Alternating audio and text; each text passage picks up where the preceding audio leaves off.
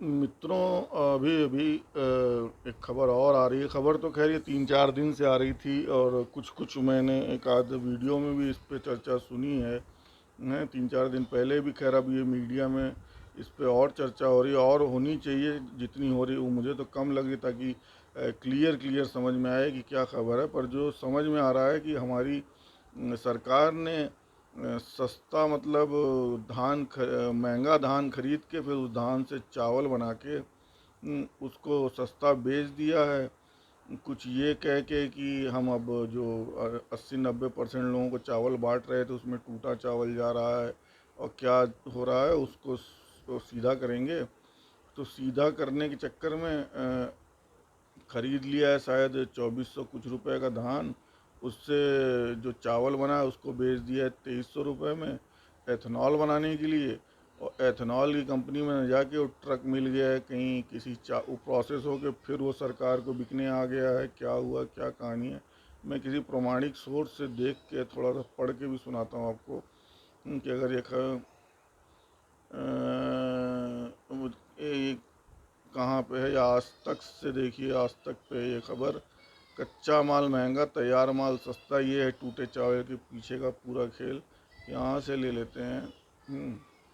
खैर ये सभी जगह है, न्यूज़ तो और भी पोर्टल पर आर्टिकल दिख रहे हैं। अभी और डिटेल में कोई बातें होंगी इस पर।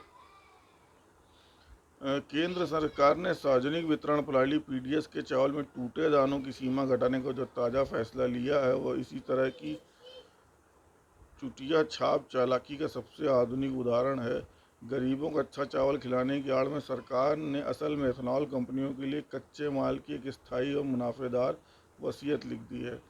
क्या कर दिया है सरकार ने? बड़े गाजे बाजे के साथ ऐलान किया है कि अब कच्चे चावल में टूटे दानों की सीमा 25% से घटाकर 10, और उतना चावल में से 16 से घटा के 5% की जाएगी। देखने में तो ये फैसला बेहद गरीब हितैषी लगता है कि अब देश के 80 करोड़ गरीबों को बिना टूटा हुआ साफ़ सुथरा साबुत चावल मिलेगा। लेकिन इस नकाब के पीछे का असली चेहरा समझने की ज़रूरत है। असली चेहरा क्या है?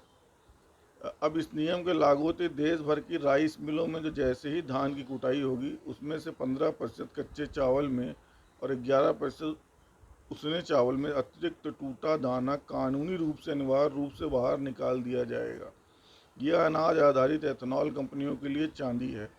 इन कंपनियों के सामने सबसे बड़ा संकट यह था कि बाजार में मक्का या चावल महंगा होने पर उनकी भट्टियां ठंडी पड़ जाती थी। अब सरकार ने गरीबों की थाली पर का बहाना बनाकर मिलों के स्तर पर ही हर साल उच्च गुणवत्ता वाले टूटे चावल की ऐसी सप्लाई चेन बना दी है जो सीधे इन कंपनियों के गोदामों में गिरेगी। यानी गरीबों को साफ चावल देने की चिंता नहीं थी, चिंता कंपनियों को कचरा मुक्त सॉलिड रॉ मटेरियल देने की थी।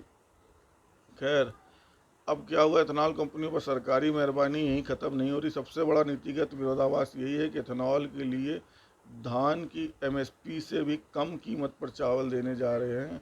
यह सीधे तौर पर अर्थशास्त्र के बुनियादी सिद्धांत का मजाक सा लगता है।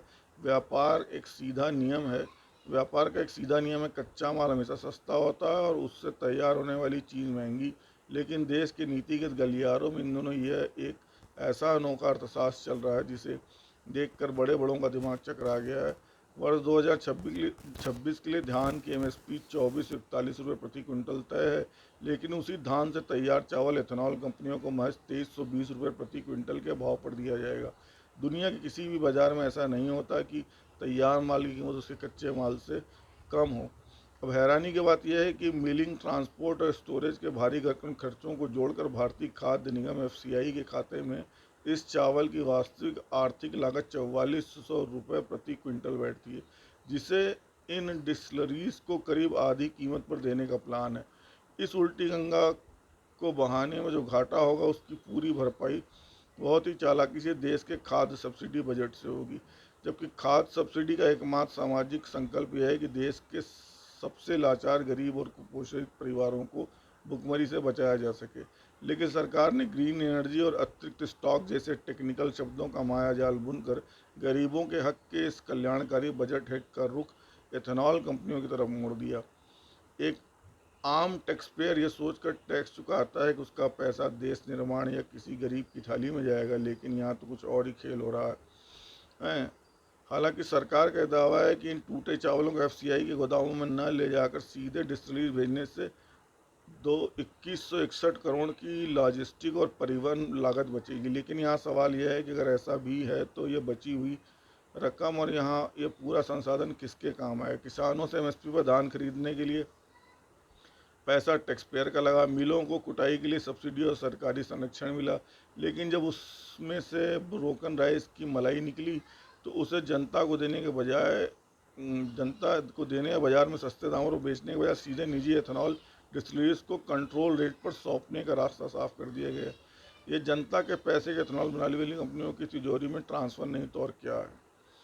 अब जब इस नीति पर सवाल उठाए जाते हैं तो सरकार की तरफ से कच्चे तेल के आयात बिल में कटौती जैसे बड़े बड़े तकनीकों का जाल बुना जाता है, लेकिन इस तर्क के पीछे छिपे एथेनॉल कंपनियों के डबल मुनाफे को देखिए। अब कंपनियों को बाजार में महंगा अनाज खरीदने की जरूरत नहीं, उन्हें सरकार से सस्ता चावल मिल रहा है। इस सस्ते चावल से जो एथेनॉल बनता है उसे सरकारी तेल कंपनियां 68 रुपये प्रति लीटर तक के रेट पर खरीद रही हैं। अगर एथेनॉल कंपनियों को मिल रहे हैं तो ये दुनिया जहान की इसमें बातें हैं। और उसमें बात है कि वो एथेनॉल भी बन रहा है कि नहीं बन रहा है, उससे वो ही फिर राइस मिल में पहुंच जा रहा है और वहाँ से प्रोसेस होकर फिर सरकार के पास पहुंच जा रहा है, फिर सरकार उस पर एमएसपी देख खरीद ले रही है। क्योंकि अभी शायद कहीं कोई ट्रक भी पकड़ा गया है जो राइस मिल में खड़ा हुआ था। ये न्यूज़ यहाँ नहीं है शायद पूरी, जो भी तो खैर अब ऐसा हो रहा है इस तरह की। इस पर पूरी और जानकारी आएगी तो मैं कोई विस्तृत वीडियो बनाऊंगा इस पर। खैर 6 मिनट का तो यही हो गया। अभी हम जो खबर पढ़ रहे थे वो आज तक से पढ़ रहे थे दोस्तों। चलिए।